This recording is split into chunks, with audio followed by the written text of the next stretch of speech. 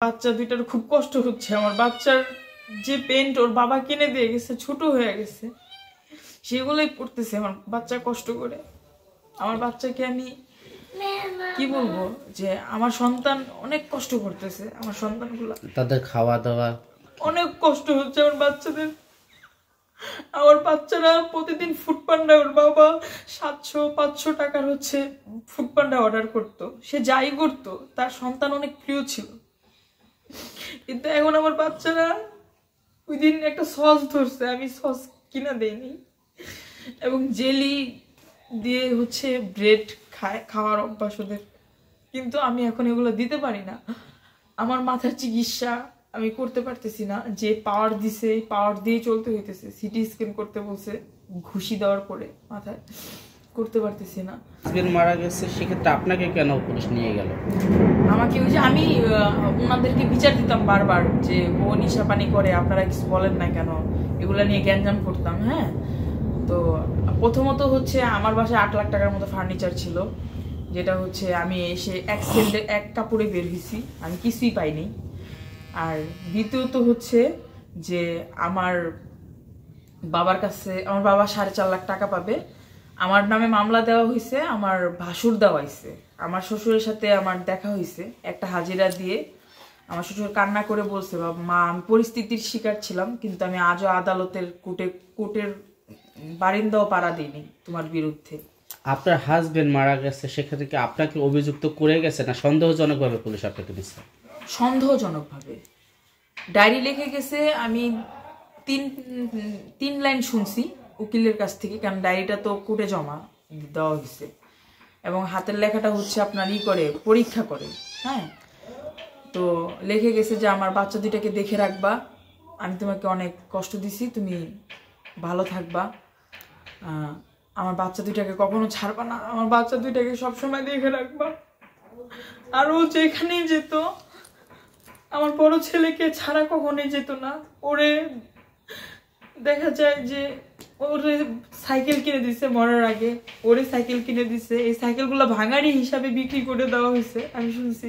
আপনার ঘরের যে মাল সামানা ছিল এগুলো কি আপনাকে দিয়েছিল? সব লুটপাট করে নিয়ে গেছে, কিচ্ছু নাই আমার ঘরে, আমি কিছু পাই নাই। আমি একজোড়া স্যান্ডেল আর এক কাপড়ে বের হয়েছি। এখন আপনার স্বামীর যে সম্পদ, যেহেতু আপনার 2টা সন্তান রয়েছে, এই 2টা সন্তানের যে পৈতৃক সম্পত্তির যে একটা ভাগ থাকে, সেক্ষেত্রে আপনাদেরকে কি তারা কি গ্রহণ করে রাখছে নাকি তাদেরকে বাসা থেকে বের করে দিচ্ছে? সেই বিষয়টা কিছুই জিজ্ঞেস করেন আমার ছেলেকে, কিচ্ছু দেয় নাই, কিচ্ছু দেয় না। তাহলে এই যে 2টা সন্তান, মানে নাবালক 2টা সন্তান, 2টা ছেলে, মেয়ে হতো সেটা অন্য কথা, 2টা ছেলের যে সম্পত্তির ভাগ, যে সেক্ষেত্রে আপনার শ্বশুরের কি পদক্ষেপ ছিল? আমার শ্বশুর বলছে, তোমার দাদা বলছিল, কি বলছিল বলো? আমার দাদা বলছিল আমাকে যে আমি যে বাড়ি করে থুয়ে গেছি সেই বাড়িতে আমার বড় নাতি ঘুমাবে, সেই কথা বলে গেছিল। কিন্তু আমার চাচা ওইটাই একটু কষ্ট পাইছে, এই জন্য এরকম হচ্ছে। তোমার চাচাকে কিছু বলতে চাচ্ছ কিনা? আমার চাচার এক কথা, আমার এক কথা যে আমার মাকে মারধর করছে, আমাদের মারধর করছে, আমাদের বুঝায় দেও, তাদের সঙ্গে আর কথা বলতে চাই। তোমার দাদাকে কিছু বলতে চাও? দাদা মারা গেছে। যেহেতু দাদার সম্পদ কি ভাগাভাগি হয়েছিল, কারণ আমি উইল করা ছিল? না না, দাদার সম্পত্তি ভাগ করা হয় না। যেহেতু ভাগ করা হয় না, সেক্ষেত্রে আইনত আপনারা 2টা সন্তানের যেই বাপের ভাগ, সেটা তো অবশ্যই পাওয়ার কথা আপনাদের। আর একবার বিচার বসছিল, আমার মামার সঙ্গে আমি গেছিলাম। আমার মামাকে বলছিল যে দেশের বাড়িতে চলে যাক আমার আম্মু, আমি ওর, তো বলছিল। সেটার পরে আমরা গিয়েছিলাম সেখানে, যা ওটার মধ্যে আমাদের মারধর করছে, ওই আমাদের অনেক পরে আমাদের খরচ দেওয়া বন্ধ করে দিয়েছে, মাদ্রাসাও যেতে পারতাম না। তো আমি মাদ্রাসায় একবার গেছিলাম, মাদ্রাসা আমাকে বলছে যে তোমার চাচা তোমাদের খরচ দেয় না।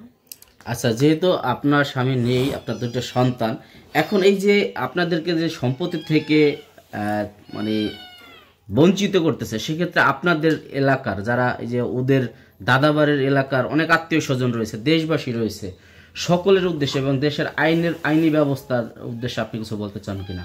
সবাইকে তারা শোনাইছে আমি মেরে ফেলছি। সেখানে তো আইনে তো এটা তো করাই হয়েছে, প্রমাণ হয়েছে। হ্যাঁ প্রমাণ হয়েছে, আমি নির্দোষ প্রমাণ হয়ে বের হয়েছি। সেক্ষেত্রে আপনি যদি দোষী হয়েও থাকেন, সেক্ষেত্রে এই যে দুটা নাবালক সন্তান, এদের তো কোনো দোষ নাই। এদের দোষ নেই, এটা কে বুঝাবে তাদেরকে যে আপনাদেরই রক্ত ভাই? বলে আমার রক্ত আমার ছেলে, আমার ভাসুর ডাইরেক্ট বলে, মানে ভাইয়ের ছেলে তার রক্ত না, তার রক্ত তার ছেলে, তার একটা ছেলে হয়েছে। তাহলে তো বোঝা যাচ্ছে যে আপনাদের সম্পত্তি সবকিছু এখন আত্মসাৎ করার জন্য আপনার সন্তানদের বঞ্চিত করতেছে। আমার হাজবেন্ডকেও মারা হয়েছে, ওই মারছে যে কোনো কথার মাধ্যমে। ওর ওয়াইফ আর ও খুব মানে এটা নিয়ে খুব টেনশন করতো যে আমার হাজবেন্ডকে আমার শ্বশুর বেশি দিবে সবকিছু, কেন আমার হাজবেন্ডকে আমার শ্বশুর অনেক ভালোবাসতো। আর ওর সুখে সুখে হচ্ছে 7 মাস পরে মারা গেছে আমার শ্বশুর। আমার শ্বশুর থাকলে আজকে অবস্থা হতো না আমার বাচ্চাদের, না আমার। আপনার পাশে দাঁড়ানোর জন্য, আপনাকে আইনি সহযোগিতা দেওয়ার জন্য বা টাকা পয়সা দিয়ে সাহায্য করার জন্য তাহলে কিভাবে যোগাযোগ করবে? আপনার 0185980829 তো এই নাম্বারটা থেকেই আমরা ডিসপ্লেতে দিয়ে দেবো দর্শক, আপনারা এই নাম্বারটি দেখে আপনারা এই আপুর সাথে যোগাযোগ করবেন। বিকাশ করা আছে, শুধু বিকাশ করা রয়েছে। তো যারা সাহায্য করতে চান অবশ্যই এই আপুর সাথে যোগাযোগ